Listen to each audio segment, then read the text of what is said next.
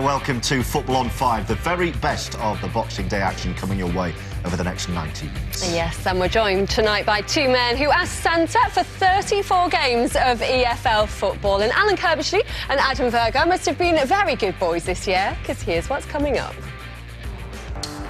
Yapstam's Reading faced Alex Neil's Norwich. Would the Royals send out a Christmas message to the rest of their promotion rivals? Lifted in by McCleary. It's a free header and it's saved by Reading.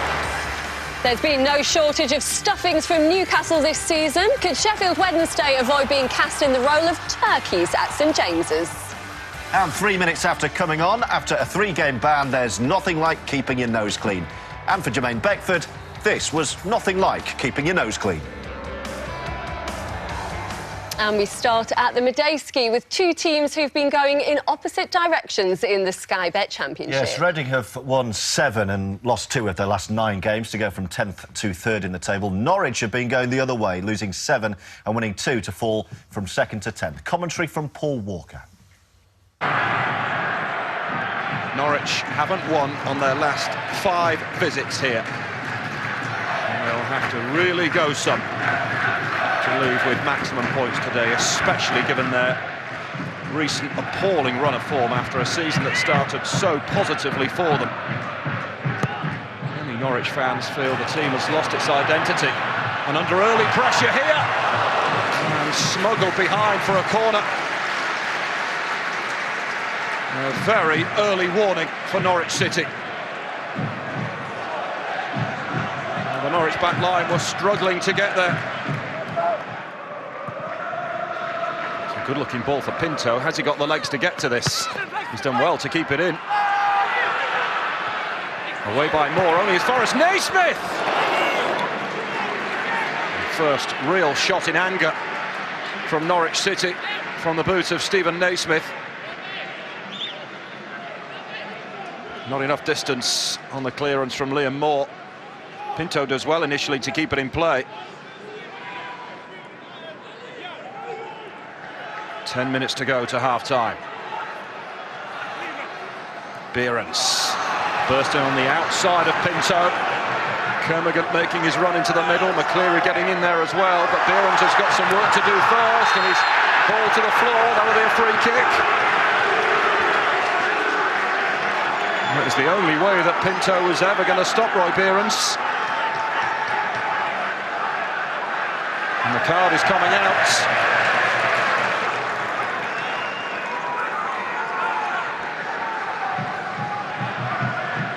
Behrens, even more so, will be looking to run at him at every available opportunity. Really fizzed in, and Reading came and didn't get there! And glanced home! Jan Kermagant gives Reading the lead. The set play was whipped in ferociously, and Jan Kermagant flicks it in beyond a helpless John Ruddy. Reading have a Boxing Day lead. Here is Oliveira. Pinto. Plenty up ahead of him. Murphy. Getting it back from Brady. Chance to shoot. Balloons it over the top. Approach play was decent enough, but nothing at the end of it.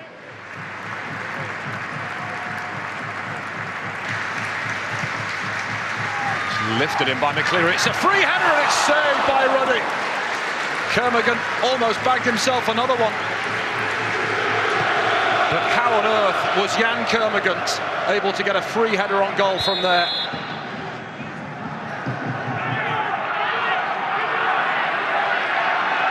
It's crowded through the centre. That's Wise to play it out wide. Lovely first-time ball from Pinto to Murphy. Pulled into Oliveira, free shot! Oh, what a strike from Nelson Oliveira! Norwich back on terms! Yet again, Nelson Oliveira is the man for the men in yellow. Beautifully executed. Puts it well out of El Habsi's reach. The finish is emphatic. Got their tails up now, it's Oliveira. It is a Blood and Thunder Championship match. Oliveira's in again! Al Habsi up to the challenge, but Reading here on the ropes. Oliveira, it's a tight angle. Brady's corner not the best, but it's found Oliveira. Back out to Brady. That's a better ball. Bennett's up at the far post! How has he not scored? Everybody behind the goal was waiting for the net to bulge. Got quite a game on our hands here. Kelly's corner, played in deep this time. Curbishley! McShane! Can they bundle it across the line? The assistant on the far side is flagging furiously. It will not count. Reading left frustrated. Jan Kermigan right in the thick of things here. His header initially stopped on the line. McShane tries to bundle it over. Let's have another look at this. Now, does Howson handle that on the line? He does. And a penalty has been given, presumably for that handball from Johnny Howson, right on the goal line. Howson has been sent from the field. That is his punishment. So Norwich down to 10, and Jan Kermigan here has a penalty for Reading to restore their lead. He's got one already. Oh, and it's hit the bar and followed in. Reading do have the lead. Gareth McCleary on the follow-up. The Royals back ahead. Gareth McCleary spares Jan Kermigan's blushes, who was cheeky from the penalty. McCleary, sharp as you like with the follow-up. Norwich thought they'd survived, but Gareth McCleary heads in to make it Reading 2, Norwich 1. So 4 minutes of stoppage time being played. Swift.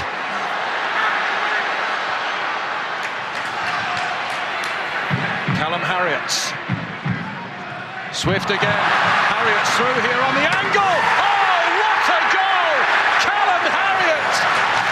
His first goal in the blue and white hoops is one to savour. What a finish from the Reading substitute. No goalkeeper on the planet is stopping this. Lovely exchange with John Swift, and he has hammered that one home. But what does this mean for the future of Alex Neil? Norwich will crash to an 8th defeat in 10 games. We worked very hard in getting that result. We didn't play our best football. They made it very difficult for us, but you can expect that from a top team in the Championship. But at the end of the day, a result for us is a very good one. 8 defeats in 10. Do you fear for your job now? I think, yeah, listen, you can hear all the sort of fans and different things like that, but none of that will affect me. You know what I mean? The people can say what they like. I'm continuing to do my job. I thought the game plan we had today and how we played in spells of the game, we merited more than what we got. But ultimately, if you don't do the finer details right, it costs you. So the Yapstam revolution continues. 7 wins in 9 for Reading, but Norwich's form, as we heard, they're terrible. Alan, many fans saying it's time for a change now. What do you think? Well, the last couple of weeks, I think there's been real rumblings in the stands, you know, and once the natives start getting restless, that puts real pressure on everybody. And I think Alex Neil's realistic enough to, to understand that, you know, being relegated, the expectation level is to go straight back up. And when you consider the start they had, what, in September? They were top of the table in September. And the way they've dropped away, so now there's real pressure on everybody at Norwich at the moment, and we'll have to see how it unfolds in the next week or so. And Adam, it could have been very different. They got back into it through Oliveira with a great finish and had a couple of great chances to go in front after. Yeah, I mean, Yapstam said today that Reading weren't at their best, and when Reading aren't at their best at home, you certainly had to capitalise on that. I know they're on a poor run of form, but they do have quality players in their side that can find the back of the net.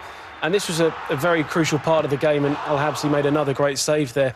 And on another day, if you get a goal when you're on top of the game, going 2-1, the final bit of the game, Well, that was the It's one not we easy thought to was do. in. I mean, that was Yeah. me the chance of the game from Bennett there, which he misses. And on another day, he should be scoring that. But they were on top of that period, but just couldn't capitalise on it. And then the game, of course, swung when Johnny Howson gave away the penalty, was sent off. I think we can safely say, Alan, he handballed it. He's had it a couple of times, and the disappointing thing is Kermit got a free header, and he had a free header just before that, and he wasn't picked up. But, you know, you're on the line, it's instinctive that you perhaps put your arm out. It comes off John Muddy first, and he's put his arm up, and then he's still trying to keep it out, and, you know, the law says you've got to go. Now, what about the penalty? Because when you see for the replay, Kermit goes after it. If he gets it, then it's disallowed. I mean, he's lucky he doesn't strike it, but clearly comes in and saves him because the goal would have been disallowed. And again, Norwich would have got away with that. But great following. But you look at the Norwich players on the edge of the box, they just stand there. Reading react first, they get that goal, and that was certainly the story of the game today. It was a lovely winner from Callum Harriott, Adam. But are there signs when we look back at this score that the Norwich players are giving up a bit? Well, you only have to look at Wes Hoolahan. You just watch his reaction afterwards. He stops. But, like, if I was a Norwich fan watching that tonight, I'd be slightly concerned.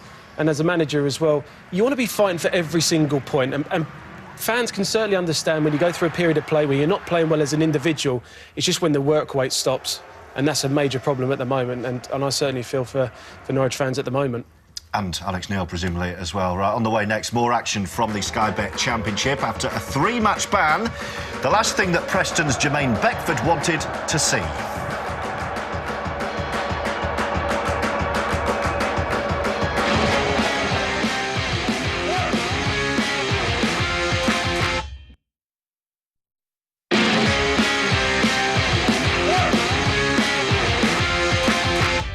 Welcome back to Football on 5. Our next action features Huddersfield Town, whose Premier League ambitions meant they were able to see off a Bundesliga interest in their manager before Christmas, George. Yeah, big boost, really big boost for Huddersfield this. There were no fears in the end when big bad Wolfsburg came calling for David Wagner. He rejected their approach. But Adam, did his team prove he was right to do so today against Forest? Well, I thought they were thoroughly professional today, George, and in the first 20 minutes, I mean, both teams properly cancelled each other out, and I just think the goal wasn't really against a run of play. But this is an unbelievable finish from Pereira, who was arguably, for me, their best player before he got substituted. He might have gone down as well, got a little tug as he was running in. But he was honest enough to stay on his feet, and at that stage, you know, Nottingham Forest took the lead. But altogether, Huddersfield were composed, and they never looked like they were losing control of the game.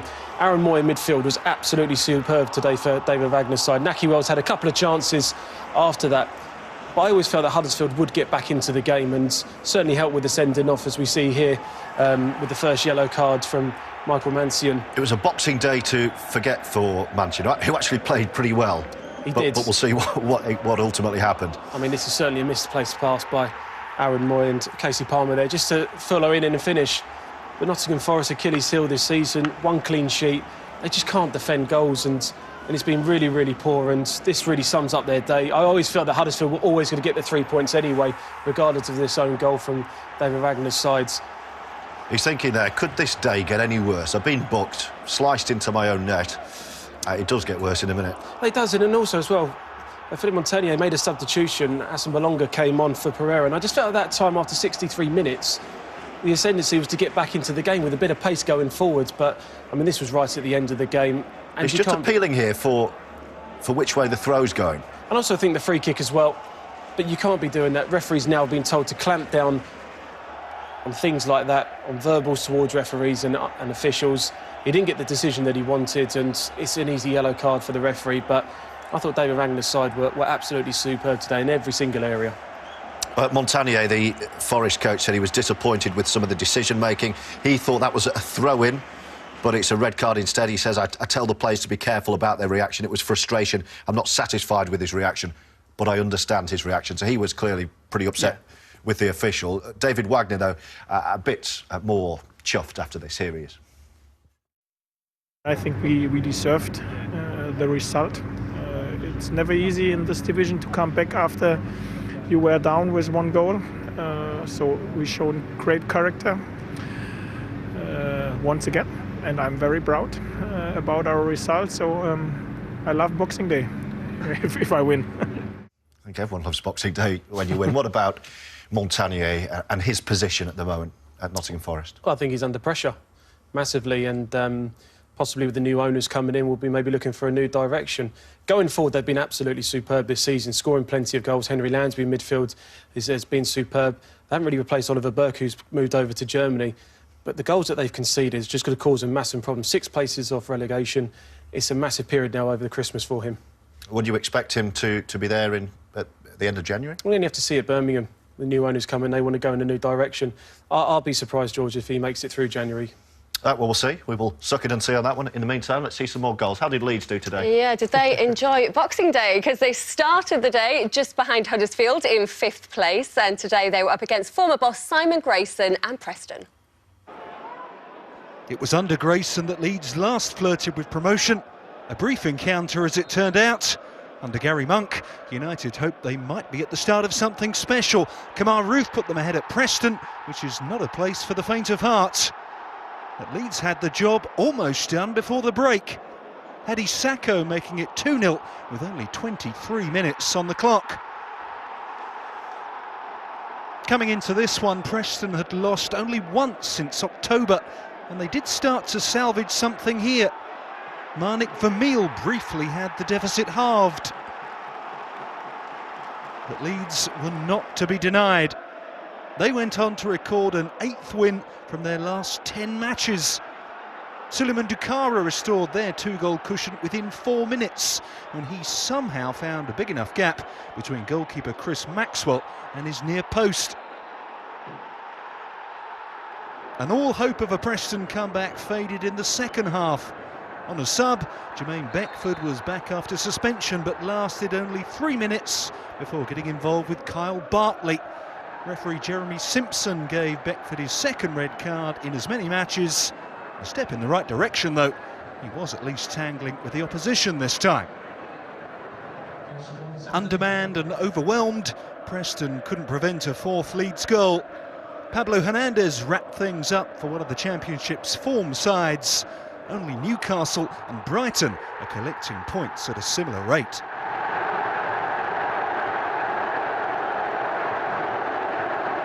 We've done very well. The only disappointment was that the first goal from Preston, or their 1 goal.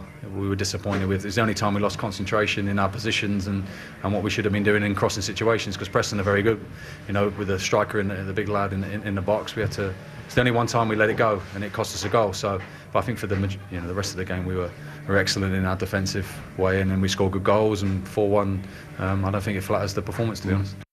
A great Boxing Day for Gary Monk, a 3rd straight Championship win. Not so much, though, for Jermaine Beckford. Alan, just back from a 3-game ban for fighting with his teammate on the pitch for 3 minutes. Absolutely. Well, he gets straight red. He does get clouded there, but he then kicks out and catches Bartley in the face. And, you know, when the referee does give him the red card, he looks as if, like, well, what's that for? Well, he's clearly the reaction of a naughty schoolboy. he's clearly kicked the player in the head, you know, and just coming back from the ban for fighting with one of his own teammates. He's going to get a longer ban now for that one. Yeah. Leeds, though, Adam, brilliant today. And what about Kamar Roof? Scored the first, 2 assists, the 2nd goal as well. His assist for that was pretty special. I'm pleased for him because he had a fantastic season at Oxford and he scored plenty of goals, and you know they got promotion from that, and he was a key figure. And it was a big move for him to go to Leeds, and finally now you've seen him in those advanced positions for Gary Monk's side. But take nothing away from the manager, he is doing an absolute superb job at that football club. They didn't have Chris Wood in the side today. How would they react without him?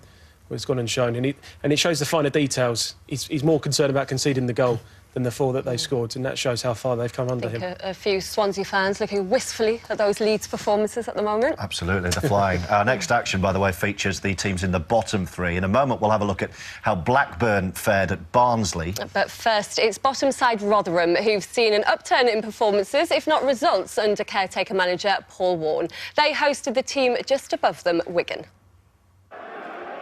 Hard to know what to expect from a game between 2 teams as out of form as these two. What he delivered was goals, and plenty of them. It began after 8 minutes, and the first was something of a first. Tunisian fullback Ayman Belaid's first goal for the Millers. Now Leeds for Rotherham come with a heavy note of caution. Twice this season they've thrown away 2-0 home leads, and that's where they were when Danny Ward's shot deflected out of the reach of Jussi Jääskeläinen. It was April since Rotherham had last known the luxury of a 3-goal lead, but right at half-time it was 3-0, and once again luck was firmly in their camp. An own goal this time, off Dan Burn. But it's not without reason that Rotherham have the worst defensive record in the entire EFL, and Wigan's fight-back began on 51 minutes. The goal of the game curled home by Yannick Wildschut. The Latics in a hurry, Rotherham worried. And it showed. Wigan pushed and pushed as the half wore on, and with 12 minutes remaining, the ball broke to Jordi Gomez, who reduced the arrears to just a single goal. Could they complete the job in a remarkable second half? They thought they had in stoppage time as Will Grigg turned the ball home from close range. Referee David Coote had other ideas. Handball at the near post by Michael Jacobs. Relief for Rotherham. I've never been so relieved to hear the final whistle. Obviously they were putting pressure on us at the end, but the lads stood resolute and we needed to win and we got it, so I'm happy in that respect. He's got booked for jumping. You know, you could say it's ungentleman, he's jumping with his hand in the air, but he doesn't touch the ball, you know, but that's massive deflection, and, you know, things like that in the last minute gets you a point. Whether you deserve it or not, it gets you a point, you know, and shows a reward for the rally in the second half. Barnsley started the contest with the kind of swagger that 3 wins out of 4 can bring. And with the Blackburn defence dozing, Conor Hourihane picked out Sam Winnell for his 6th goal in as many games. Although Blackburn's recent Boxing Day record is fairly dismal, they do have a better recent goal-scoring record against the Yorkshire club. And Marvin Emnes did his bit to extend that. Adam Davis was ready for him. But the Barnsley keeper and his defenders were caught unawares when a scuffed Davis clearance found Corey Evans, who sniffed his chance. Cue comedy backpedalling and panto-style chaos as first the crossbar saved the day, then Emnes slipped at the crucial moment. Somehow, the home side survived. That's the kind of moment that will go against you when you're down in the bottom 3, and it didn't get any easier with 10 men. Dara Lenihan exiting stage left after a flying challenge on Sam Morsey.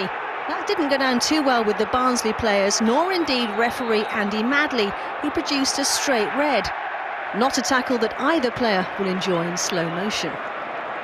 Lenihan's absence left gaps his teammates just couldn't fill, and they were queuing up to score by the time Marley Watkins did in injury time, wrapping up another Barnsley win, and those playoff places aren't too far away now. And Sam Winnell into double figures, the first Barnsley player to do that in, 3 seasons now. It's a real purple patch, this, Alan, for Barnsley. And momentum at a football club, you know, it's fantastic when you get on these sort of runs, because you feel as if you're going to win every week, and especially when you get a good start like that. And players are playing full of confidence, and they took full advantage today. This is the kind of form, Adam, they had earlier on in the season. They've got good... It's a young squad that they've got there. Hourihane in midfield, for me, is having an excellent season in the Championship. He's taken to Championship football, but he's got good options up front. Winnell, Armstrong, Bradshaw. He's still got Stephen Payne to come back from injury, who they brought in from Dover. So when you've got those options going forward, he's got a great selection there, and they're a tough team to play against after good... You know, they had a little bad spell, and now they're coming good again. Incredible game, Alan, at Rotherham, another crucial victory for them. But what is wrong with Wigan?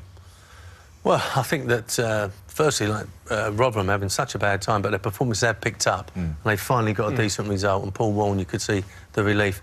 But Wigan, I think Warren Joyce has gone in there, and I think he's found it a little bit difficult. You know, he was under-21 manager at Man U, where perhaps results don't matter for too much, and you're producing players.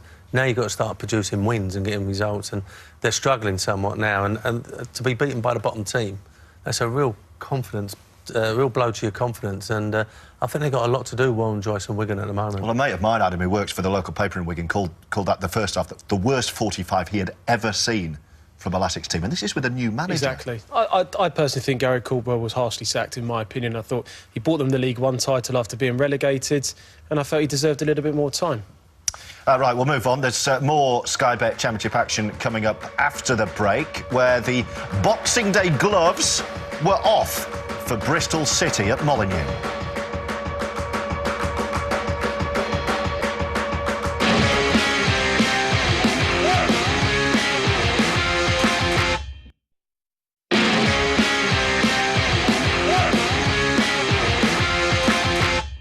This is Football on 5 and you're watching highlights from the Sky Bet Championship. Let's show you some more goals. 2 more games, in fact. We'll start with Burton's short trip to Aston Villa. Former chairman Doug Ellis was at Villa Park to see if Steve Bruce's side could make it 5 home wins on the trot for the first time since the Ellis and John Gregory days of 1998. So, when Leandro Bacuna hit the target for the first time since February, all was set fair. But another blast from the past threatened to ruin the afternoon. Jamie Ward started his career at Villa, although he never made a first-team appearance, which seems surprising if that finish is anything to go by. The perfect response from him and from a team who've lost their last 3. Jack Grealish took matters into his own hands and a wonderful solo effort looked to have set up Jonathan Kodjia, but the offside flag put a stop to all that. This was the first meeting between these two sides, and Nigel Clough's team weren't overawed by a near-capacity crowd or the wide-open spaces of Villa Park. In fact, they rather enjoyed them, especially Lloyd Dyer. Villa's habit of throwing away vital points from winning positions looked like it might return to haunt them. Instead, it was Burton's inability to win on the road that was the decisive factor. That and a first goal in 3.5 months for Ross McCormack. It wasn't pretty, but it was mighty effective. Christmas just isn't Christmas without a few arguments. And there were plenty going on at Griffin Park. Brentford were unhappy with referee Simon Hooper for awarding Cardiff this penalty. Andreas Bjelland staggered to have been penalised for his handling of Sean Morrison. Peter Whittingham did the business from the spot. Meanwhile, Brian Murphy debuted in goal for Cardiff. John Egan was one of several Bees players that he frustrated. But Brentford's irritation was primarily with the referee, who turned down their 3 penalty appeals in the second half. Harley Dean booked for his protests on this occasion. A traditional Boxing Day row was brewing, but suddenly a football match broke out. On 83 minutes, substitute Sule Kaikai levelled with this great goal, the first of 3 in the game's latter stages. Cardiff weren't done and regained their lead with just over a minute to go in normal time. Kenneth Zohore's first goal of the season should have been enough for a priceless 3 points on the road. But it was to be Neil Warnock who ended up as the grumpiest man in West London. For the second game in a row, a late goal cost the Bluebirds. 91 minutes on the clock when Kaikai scored his second and earned Brentford a share of the spoils. We started the game really well for 20-25 minutes. I thought we was in charge of the game, controlled it, and then they score. I get given a soft penalty and they score from it, and I felt the rest of the first half we got dragged into the game that Cardiff City wanted. The last couple of weeks, I think we played quite well, but we need 1 or 2 areas strengthening so that your top teams they win comfortable today. They come here and shop up at 90th minute, and we can't hold on. That's Sunday League, isn't it? Well, that game really exploded into life that last 7 minutes. You can really see, though, why Neil Warnock is annoyed the way his side conceded those 2 late goals. Yeah, for the second time in a week. And, I mean, to be fair, it's a fantastic strike, isn't it, Kaikai?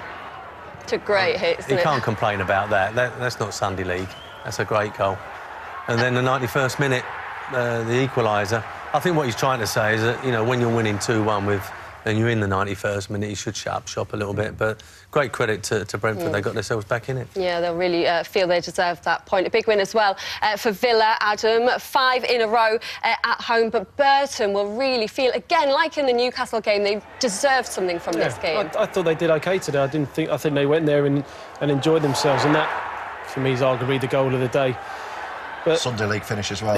Yeah, but it's pleasing to see that Ross now finally gets that goal after 3.5 months. It's been quite difficult for him since he's made his move from Fulham. He's a natural goal scorer, but just hasn't quite found his way in front of goal since he moved to Aston Villa. Why do you think that is? Well, I think the opportunities of not getting chances, change of manager. At the time, I don't think Di Matteo was getting the best out of him the way that they were playing. He loves playing on the shoulders, and I just don't think they got him into the game enough. But Steve Bruce has got in there. Apart from the Norwich result that he looked at was disappointing, he's gone in there, he's done exactly what they were expecting to do, and they're seriously strong contenders now for the playoffs. Yeah, they are moving up that table. Where does he need to strengthen, though, Alan, or should he be happy with what he's got? Oh, no, he won't be happy with what he's got. I think that this, Stevie Bruce will be going into the chairman and trying to bring some players in. They're very attractive, Aston Villa, and so watch this space in terms of players coming in. But he has already got a strong squad, but he wants to make it stronger.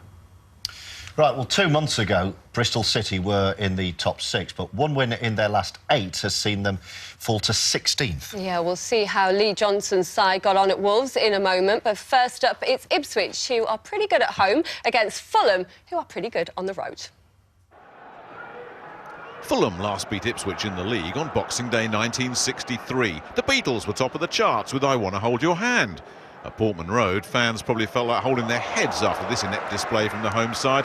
Bartosz Bielkowski, the overworked Ipswich keeper, foiling Chris Martin on this occasion, but it was merely delaying the inevitable. The on-loan Derby striker with enough on this free kick to beat the Ipswich wall on 36 minutes. The London side on their way to erasing more than half a century of history. Ipswich's best and quite possibly only chance of levelling actually came from the head of Fulham's American defender Tim Ream, who was presumably just checking that keeper David Button was concentrating.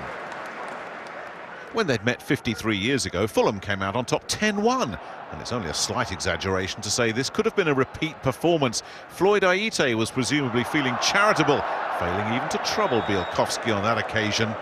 But when the two faced off a few moments later, the Ipswich stopper did his bit to stop it becoming embarrassing.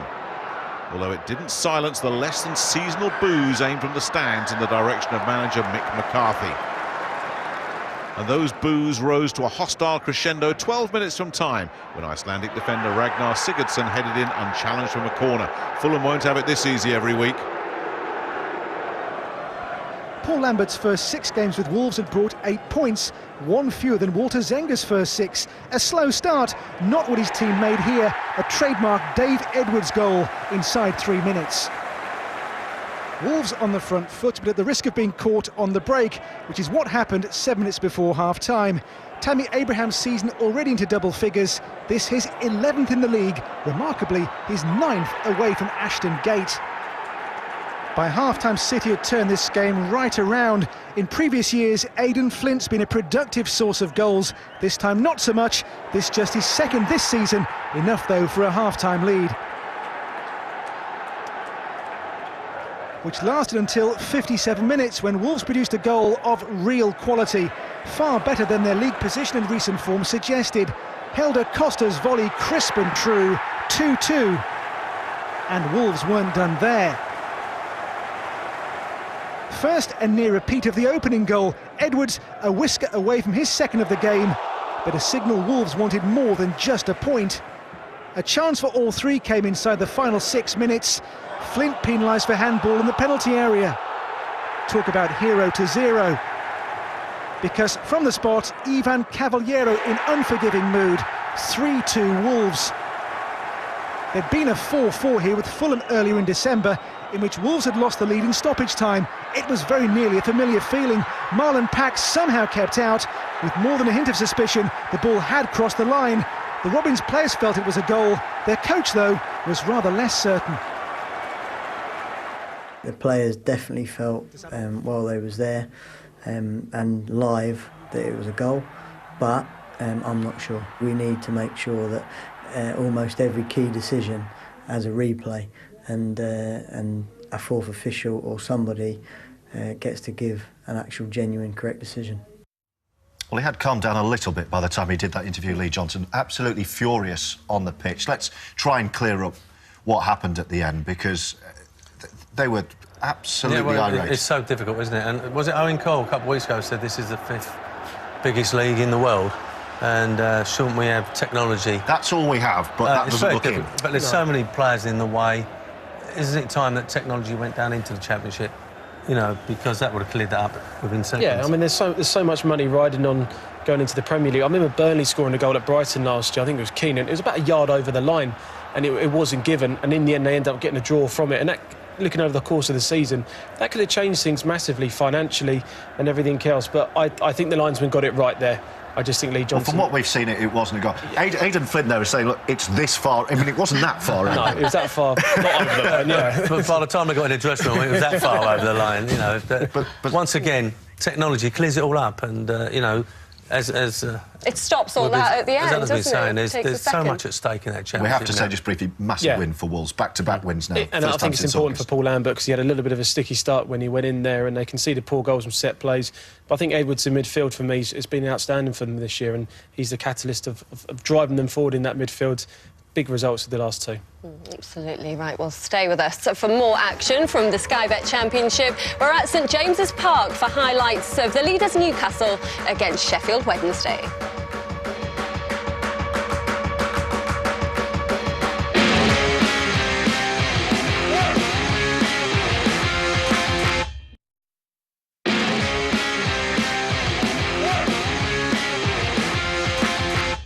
Welcome back. You're watching highlights from the Sky Bet Championship on Football on 5. Time now to see how the leaders, Newcastle, fared against Sheffield Wednesday. That was the evening kick-off. Yeah, John Joe Shelby was sitting out the first game of his 5-match suspension. Jack Colback, his replacement in Rafa Benitez's team. For Sheffield Wednesday, Fernando Forestieri was restored to their starting 11 after his 3-game ban. Commentary comes from Dan Goodman and Daniel Mann.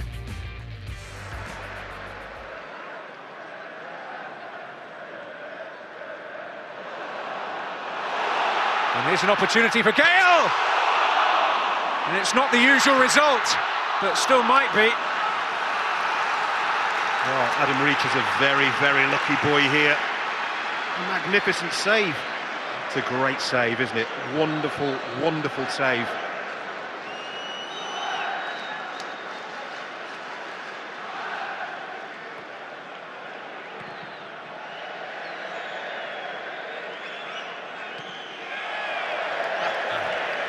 Superb bit of skill from Mr. Carvalho. You could try that another 100 times and he wouldn't be able to do that.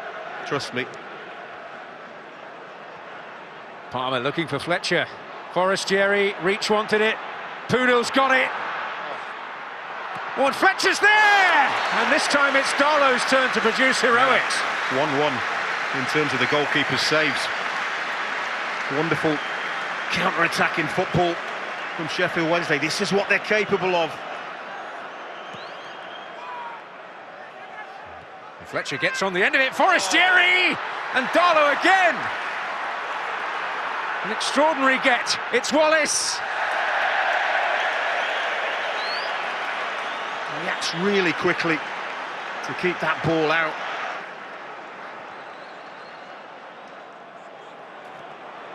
What a chance this could be. Well, Liam Palmer found himself perhaps a little bit in uncharted territory in the end. It's a poor effort in the end, unfortunately for Sheffield Wednesday. Lascelles trying to make that his. Fouled by Forestieri. Tiny little nudge, knocks Lascelles off balance.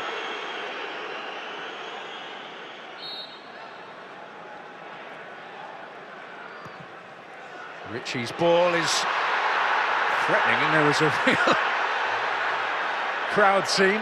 Dwight Gale perplexed and bewildered. What, Dwight Gale maybe claiming for a handball, but there's a little pull on his shirt there, there's arms around him. Well, Newcastle men in a hurry as Ritchie looks to get away. Was he caught? For me, that's not a penalty. It doesn't even appeal, Matt Ritchie. Tries getting back up. He thinks that he gets caught there.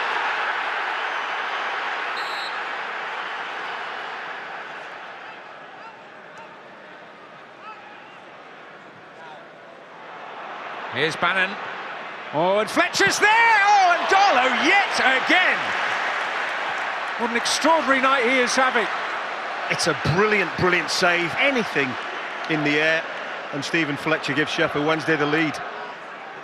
Chances don't come much better. There might be another one on the way here. Can Forestieri get there first? Hayden, well, he had to get that absolutely right, and he did. This is brilliant. And it's a gamble, isn't it? Because if he doesn't get the ball, gives away the penalty. The time in a tackle, outstanding. Well, Lee's coming in with interest.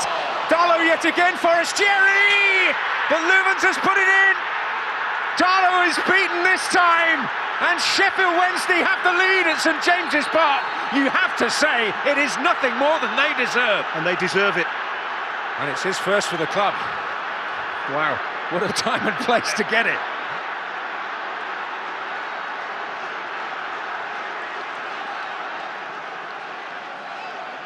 Here's Colback. Dummett. Colback again. 4 in the area. One of whom is Gouffran. And a brilliant play down this left-hand side. If this is on target, Kieran Westwood looks like he very much has it covered.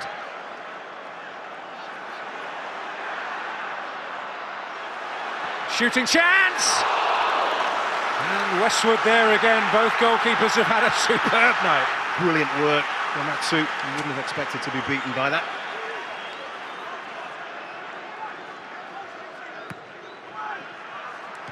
In dangerously, oh, and Westwood holds on. It looks spectacular, but Mitrovic doesn't get the power really to trouble Kieran Westwood. It's a comfortable save.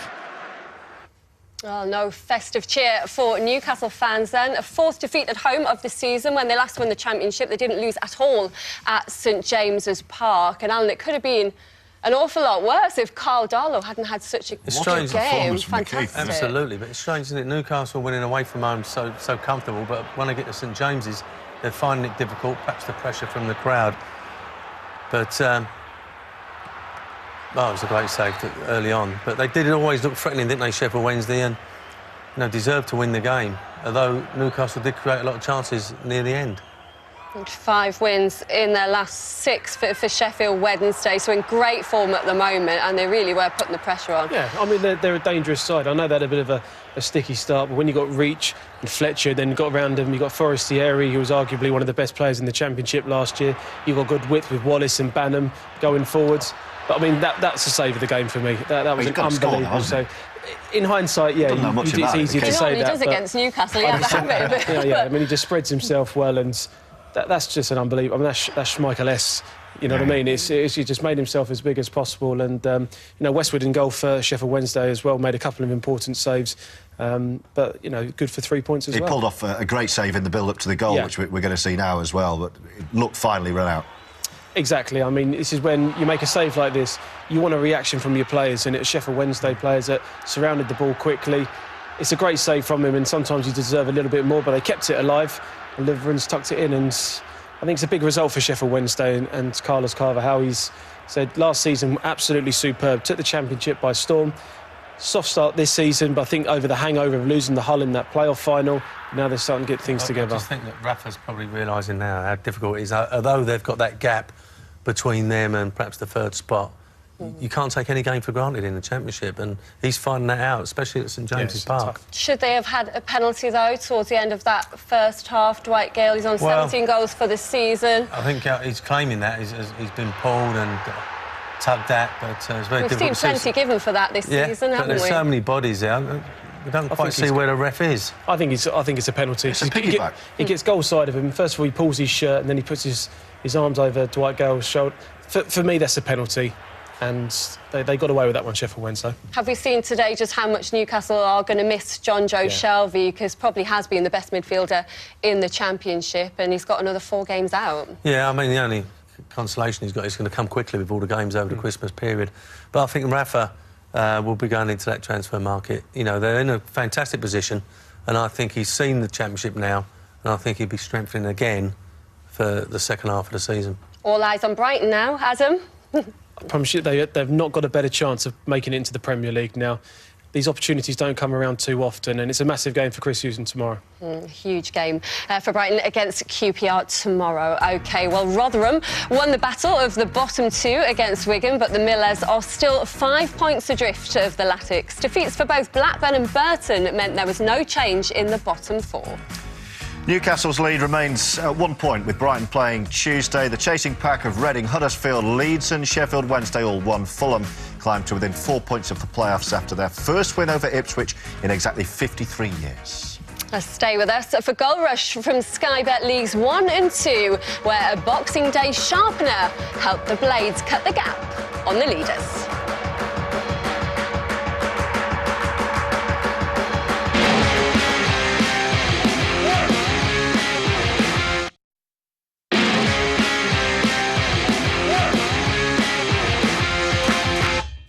welcome to Goal Rush on Football on 5. We'll get cracking straight away in Sky Bet League One with the big game at the very top of the table. Scunthorpe have led the way since mid-September. Their hosts today were fourth place Bradford, unbeaten at home this season, but with just 1 win and 2 goals in their last 5 league games.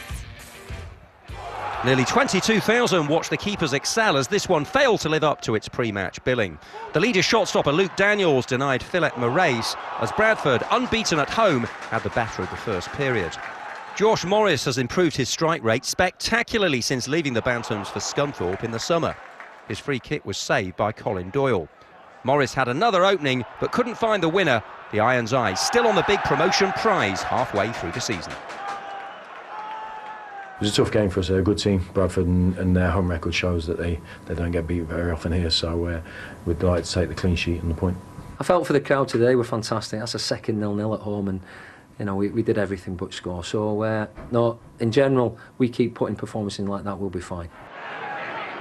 Sheffield United are hot on Scunny's heels, but they were having trouble with Oldham. Simon Moore's save from Ryan Flynn prevented a spectacular opener for the Latics.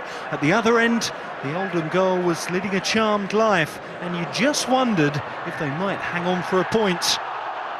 But on Boxing Day, Oldham are football's punch bag. No league team has led in more goals on December the 26th. Billy Sharp was the man to fill his boots here. He made the breakthrough with 72 minutes on the clock as the Blades ground out the win. And there's no doubting Sharp's importance to their promotion bid. It's now 11 goals in 11 matches for him, a tally topped up in the 88th minute as United confirmed a third straight win. Bolton got the start they wanted in unconventional fashion. David Wheater improvising a finish on the basis that they all count.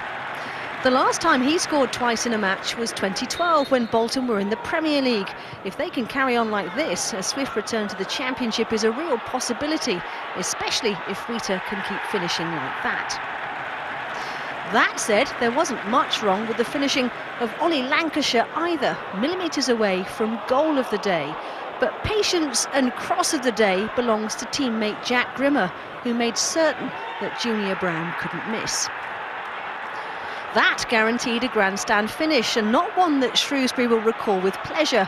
They were adamant Louis Dodd's cross struck Andrew Taylor's arm. The referee's assistant apparently agreed, but referee David Webb didn't, leaving the visitors bewildered and beyond frustrated. Rochdale's imposing home record clearly went to the head of flustered Chesterfield keeper Lloyd Allinson, who didn't exactly exude confidence early on. But having given away a hapless penalty, the young prospect then redeemed himself by saving this somewhat wishy-washy effort from Stephen Davis. That's where the good news ended for the struggling Spyrites. Stopping a subpar penalty is one thing. You'd have to be pretty special to keep out this languid but quite brilliant first-timer from Ian Henderson, which broke the deadlock just before the interval. That set Dale on their way to a 9th straight home league victory, an outcome which was pretty much guaranteed just before the hour mark. An assured flowing move finished by Calvin Andrew, his 5th league goal of the season. Meanwhile, Chesterfield remained in trouble at the wrong end of things, although it's all looking very positive for Dale, who wrapped things up shortly before the end. Henderson's confident finish reflecting that of his team. Rochdale head into the new year a genuine promotion prospect. Peterborough are going about their business quite nicely in League One this season, and they might have taken the lead early on against Gillingham, but both Ryan Tafazoli and Guion Edwards were both denied. In fact, it took the hosts until the 78th minute to go in front. Lee Angol, who broke his leg in pre-season, would have been delighted to see his second attempt go in, and he looked as though he'd won it for the posh. But 2 minutes into added time, Justin Edinburgh's visitors snatched a draw. Following a corner, Scott Wagstaff provided the cross, and Bournemouth loanee Bailey Cargill scored his first Jules goal and just the second of his young career. A point apiece at London Road. Southend's Christmas worries were over the fitness of their forwards. Simon Cox proved more than OK. Within 10 minutes he'd given Wimbledon the slip and Southend the lead. You'd never have known Cox almost missed this game. In front of goal he didn't miss much, except here. After great work from Marc-Antoine Fortuné, the crossbar rescued the Dons, for a while at least. 4 minutes before half-time, Fortunet's physicality too much for Lyle Taylor.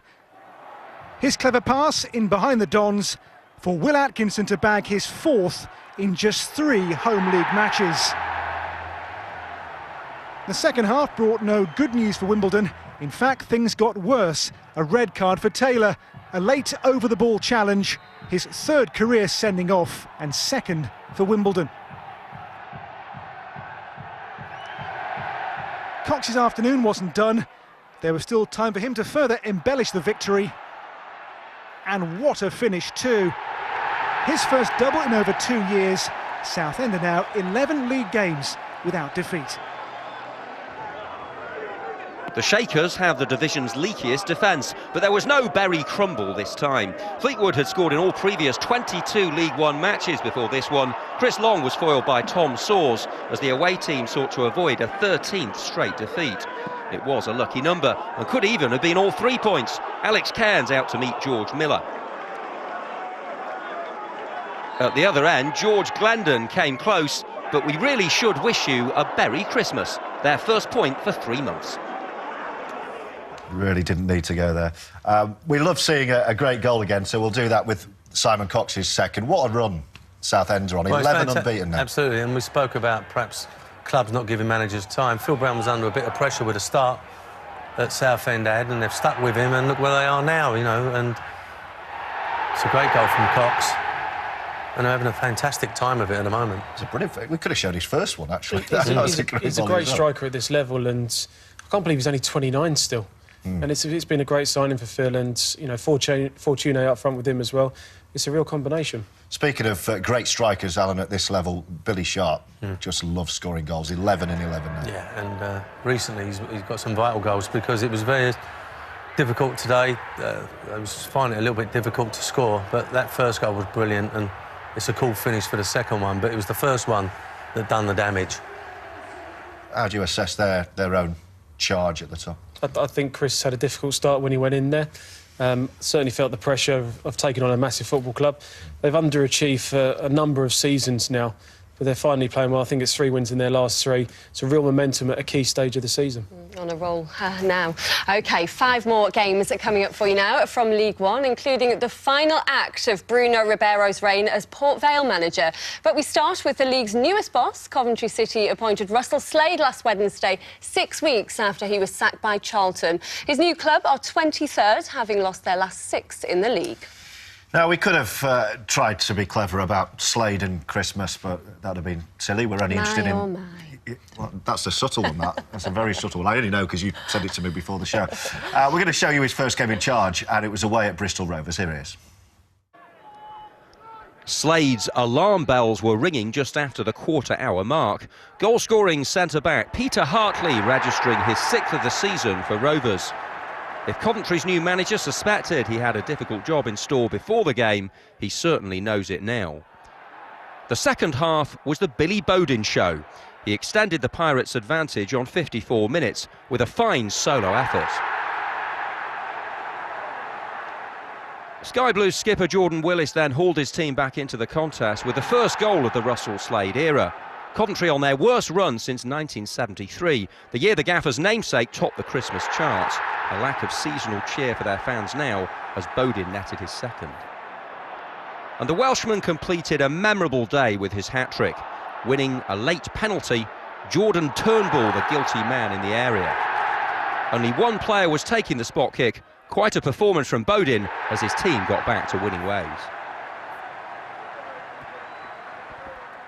Obviously, we're really disappointed with the result and an awful lot of work to do. So, yeah, I mean, I did learn about the side today. I mean, that's important, but we have to learn, as I said earlier, to value the basics a lot more than what we've done today or probably in the past.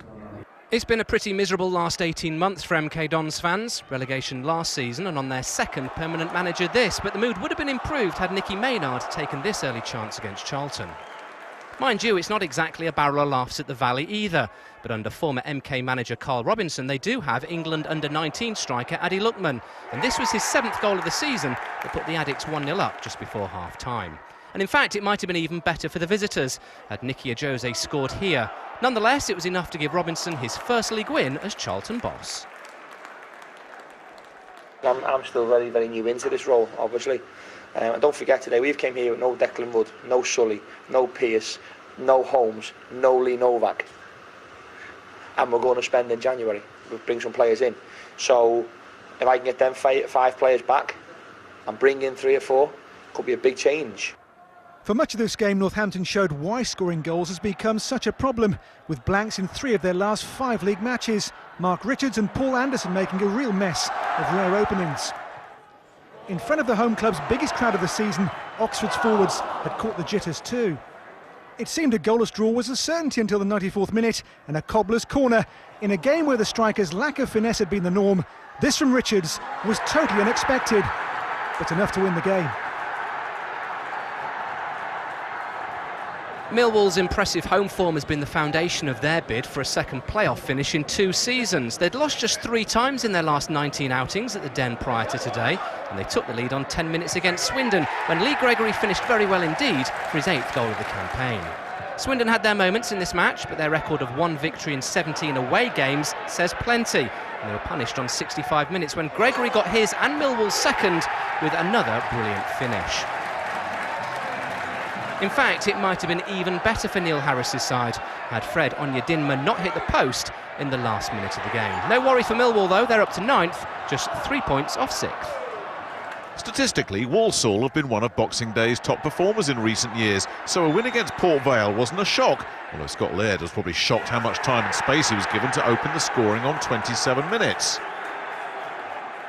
The home side's poor run is showing no signs of ending, although they did come to life in stoppage time, Laird needing to be alert to foil Nathan Smith, and then Ryan Taylor's free kick tipped over by Neil Etheridge, but it's the end of the line for manager Bruno Ribeiro, who tonight tendered his resignation.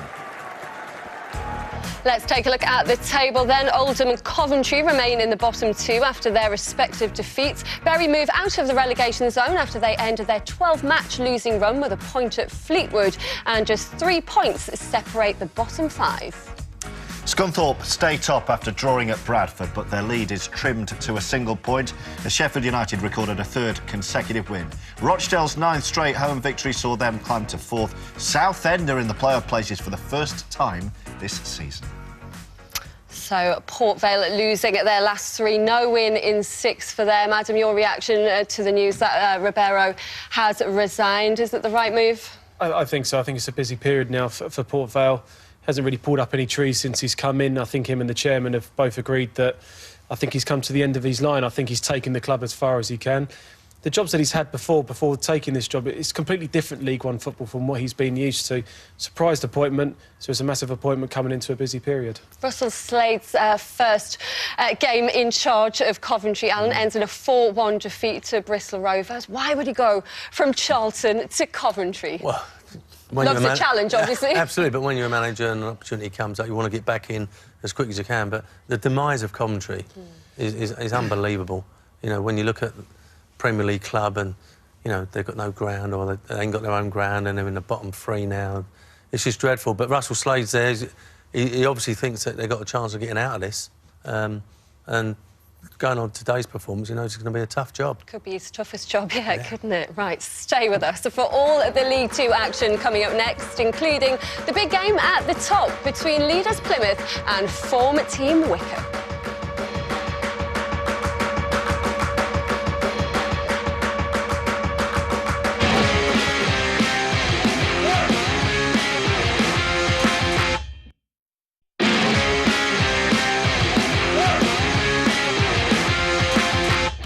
This is Goal Rush on Football on 5, and our Sky Bet League 2 action starts with leaders Plymouth, who enjoyed Christmas at the top of the tree for the 2nd year running. Yeah, today they hosted the league's form team, Wycombe, who had won their previous 8 games in all competitions. A bumper turnout meant a delayed kick-off at Home Park, and those who were there enjoyed a Boxing Day treat. None more so than Scott Cashkett, with his 12th goal from the 13 games he's played this season. The Pilgrims needed to find a way back, and so nearly did. Connor Smith doing everything almost perfectly. But the home side did make the breakthrough shortly afterwards. Not a goal that the Wycombe defence or keeper Jamal Blackman will enjoy watching. Jordan Slew won't care. And Plymouth went in front just before half-time. Paul Garita riding his luck and the tackles a good effect, and having the composure to find the arriving Jake Jervis for goal number 7 of the campaign. By the time they scored their third, the only debate about this contest looked to be how Jan Songo had scored, but somehow he had. But you rule out any side containing Adiak and Fenwa at your peril. He muscled his way to a third goal in 3 games, and suddenly it was game on. And the visitors would extend their unbeaten run to 9 matches in the final minute of normal time. Miles Weston, the hero, to take a precious point back to Buckinghamshire. Little Wickham again, you know, we're on this run, it's fantastic. The boys have come in. We gave up our Christmas Day yesterday to come and travel down here, and I'm so glad we got something out of the game because it meant it was worthwhile. With Crewe in no sort of form and Carlisle almost impossible to beat, home fans must have feared the worst as the Cumbrians took the lead on 35 minutes. Luke Joyce's delightful pass setting up Sean Miller for his 4th league goal of the season and against his former club too. But that was harsh on Alex, and it was no more than they deserved when they levelled just before the break. George Cooper with one of those special free kicks. But Crewe are still finding wins hard to come by, Carlisle happily ticking over. Teams are relishing their trips to Meadow Lane. No home league win for Notts County since September the 24th. So no great surprise Doncaster struck first. With an hour gone, the home defenders took their eyes off Andy Williams. His 8th league goal this season put Donny on course for a 6th win in 7. And County nearly undone by another cross from the left. Matty Blair close as Rovers went top of the table. Spare a festive thought for Newport fans. Their side is bottom of the entire EFL and 4 points from safety. But despite this, they took the lead against promotion-chasing Portsmouth. This lovely Josh Sheehan free kick, the Swansea loanee's 4th goal of the campaign. Things got even better just after the interval. A Sheehan shot was initially well saved, but Rhys Healey reacted quickest to give Newport a 2-0 lead. And at this point, they were heading for their first win in 5 league games. But 10 minutes after the restart, the wheels started to come off for the hosts when former Newport man Danny Rose tapped in from close range for Portsmouth to make it 2-1. And there were clearly nerves amongst the home defence as 5 minutes later, Jazzy Barnum Bob was adjudged to have fouled Pompey's Cal Naismith. And although there were surprising looks all round, the visitors had a penalty. However, Naismith couldn't take his chance from 12 yards out, much to the delight of home goalkeeper Joe Day. But Paul Cook's side had their tails up at this stage, and with 10 minutes to go, they equalised. He doesn't get many goals, but Ender Stevens was in the right place to make it 2-2, with his first Pompey goal in this, his 75th appearance. And then with just 3 minutes remaining, Naismith made amends for his penalty miss with the winner. His free kick evaded everyone to make it 3-2. And for Portsmouth, their 5th win in their last 8. After a series of Luton chances, the Hatters were made to pay for their lack of cutting edge here. Colchester's Craig Slater stepping forward with 7 minutes to go for the game's only goal. The U's have now taken 13 points from the last 15 available, conceding only once. The hosts did have a late opening for Stephen O'Donnell, but their opponents avenged the recent EFL Trophy defeat. Problems at home for Stevenage too. Borough haven't won in 7 league games at the Lamex and gave Leon Legg plenty of space to head this opener for Cambridge. Initially, the second half promised better things for Darren Sarle's side. Cambridge started sloppily after the restart and were pegged back inside 60 seconds. Ben Kennedy with the Stevenage equaliser.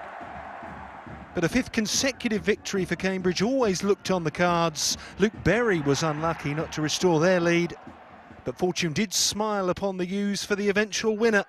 Goalkeeper Jamie Jones spilling across straight to Piero Mingoya, whose first league goal since October keeps Cambridge in the playoff places.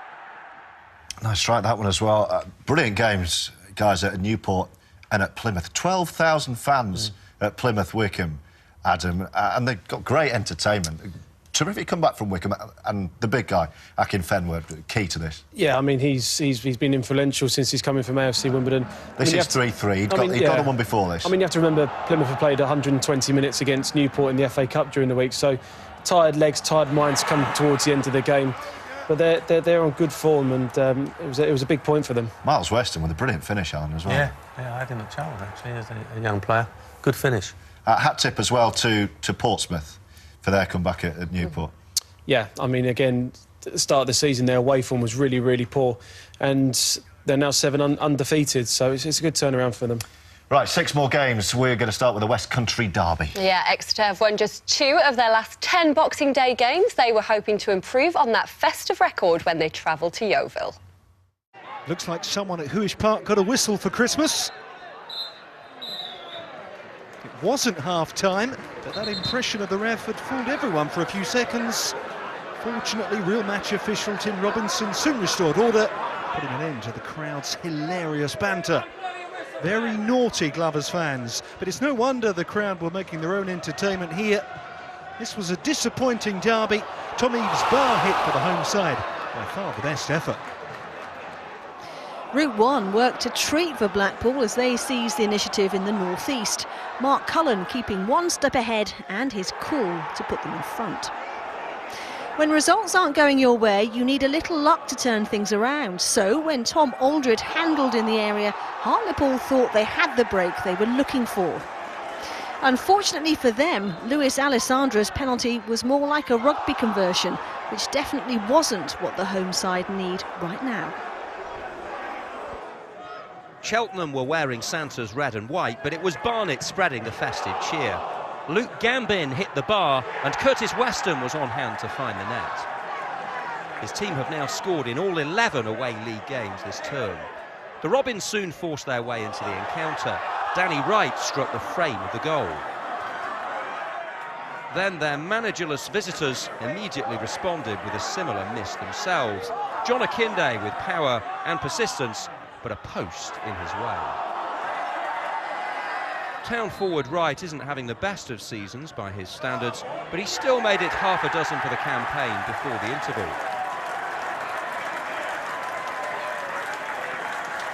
His team were ultimately floored by a vibrant Barnet performance. Where oh where would the Bees be without John Akinde? His 17th of the season and 10th in his last 11 league games put his team ahead. And it was a lead that should have been strengthened. 2 more meetings with the upright made the Londoners uptight. Gambin again, and then Akinde, both unlucky, but they weren't to be denied a 4th win in 5. It's been a great Christmas for Orient's Sam Dolby. He only turned 17 10 days ago. Boxing Day brought his first career start. 4 minutes in, his first senior goal. 7 minutes later, and Orient turned a good start into a great one. Gavin Massey provider for Paul McCallum to slide in a super second. Orient's first half 3 kings were Dolby, McCallum and Massey. The winger brought down in the box for an added time penalty. Cooley converted by McCallum. The first time the O's had scored 3 in a home league game since August.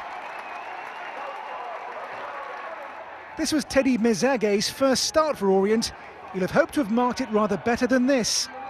An own goal put Crawley back in the game 9 minutes into the second half. And 12 minutes from time, Orient were really wobbling. And this damage was self-inflicted too. Enzio Boldevine seizing the moment. Though Orient held on to bag the points and back-to-back home league wins.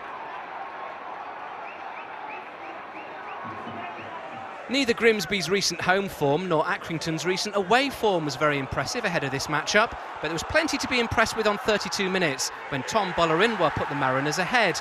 That's a lovely way to score your 2nd goal of the season. Accrington started the day only goal difference above the relegation zone, and their problems were compounded 2 minutes from time when Ashley Chambers made it 2-0 and sealed all 3 points for Grimsby, who move up to 12th.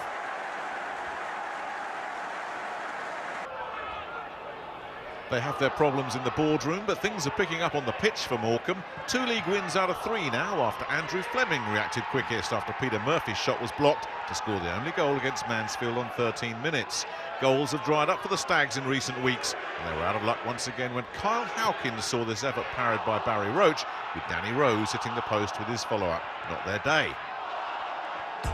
There was no movement at the foot of the table as the bottom three all lost. However, there were big wins for both Leyton Orient and Morecambe, who have moved 3 points and 5 points clear of the relegation zone, respectively. Doncaster lead the way after recording their 6th win in 7. Plymouth and Carlisle drop a position, both drew. There was no change in the playoff positions despite Cambridge's 5th successive win.